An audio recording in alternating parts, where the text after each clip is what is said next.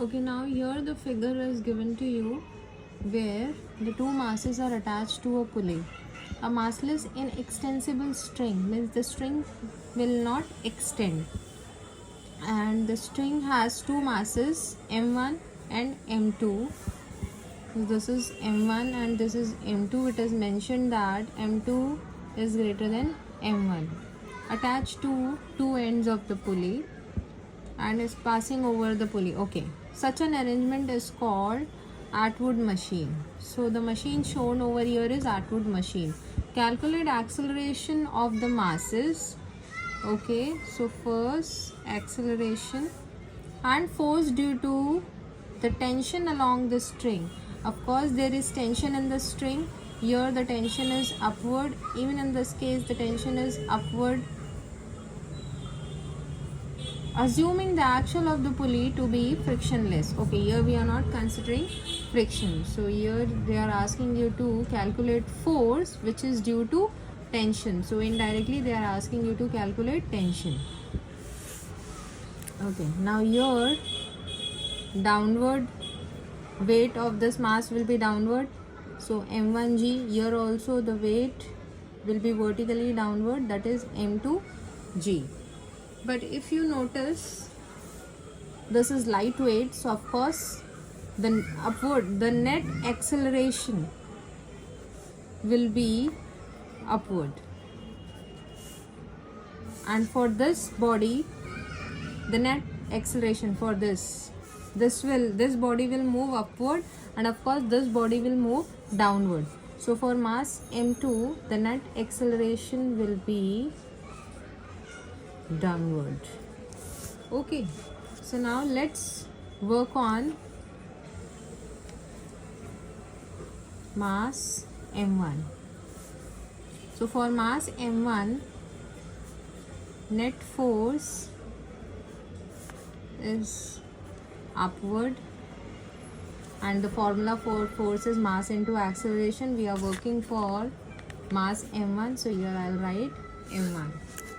Acceleration is going to remain same, constant, because this body is going upward and this body is coming downward. For both the bodies, acceleration दोनों same acceleration से move हो रही है. ये जितने acceleration से ऊपर जा रहा है, ये उतने ही acceleration से नीचे आ रहा है, इसलिए दोनों bodies के लिए acceleration एक ही लेंगे.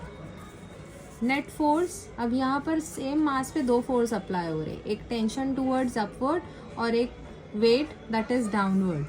तो यहाँ पर हम लोग लिखेंगे T minus m1g which is equal to m1a. Y minus? Because finally जीत रहा कौन है? टेंशन जीत रहा है. ये इक्वेशन मिल गया. Let me call this as equation 1. Now talking for mass m2. So net force, formula of force is mass into acceleration. मास 2 पे काम कर रहे हैं इसलिए m2. यहाँ पर इट इज डाउनवर्ड. तो जीत रहा कौन है यहाँ पर? Wait. So m2g minus tension which is equal to m2a. m2g minus this tension. इस मास पे there are two tensions. One tension is towards upward and another means there are two forces acting on this mass. upward में tension, downward में m2g, but net acceleration कहाँ पर हो रहा है? downward. so this is greater, so m2g minus t. यहाँ पर m1g minus t. अगर ये बॉडी मूव नहीं होता तो हम लोग बोल रहे, मतलब ये मास मूव नहीं होता तो हम लोग बोलते t and m1g are balanced. तब in that case we would have written it like this: t is equal to m1g. But यहाँ पर क्या हो रहा है? बॉडी इज मूविंग अपवर्ड, तो बड़ा कौन हो गया? t. सो t माइनस m1g. और यहाँ पर बॉडी इज मूविंग डाउनवर्ड, तो बड़ा कौन हो गया? ये. So m2g minus t that is equal to m2a. तो ये मिल गए दो इक्वेशंस. Now we will add this to equations. Adding 1 and 2. So t minus m1g which is equal to m1a.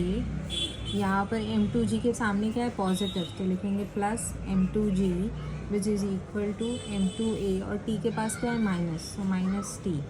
Add करो इसको तो ये कैंसिल हो गया, इक्वल टू के नीचे equal to m1 plus m2 a common, यहाँ पर m2 minus m1 g common. समझा? दोनों इक्वेशंस ऐड कर रहे हैं तो ये कैसा होता है, इसको ऐसे लिखते हैं ना, माइनस m1 प्लस m2 और g कॉमन, तो m2 माइनस m1 लिख दिया मैंने। So therefore m2 minus m1 g upon m1 plus m2, that is my acceleration. Acceleration calculate हो गया। अभी हमको क्या चाहिए, let me call this as equation number 3। Now I need value of tension. या तो ये इक्वेशन में पुट कर दो टेंशन एक्सेलरेशन का वैल्यू, या इस इक्वेशन में पुट कर दो। मैं इक्वेशन 2 में पुट करती हूँ। इक्वेशन 2 क्या है हमारा, m2g minus T is equal to m2a। So m2g minus m2a that will be equal to t।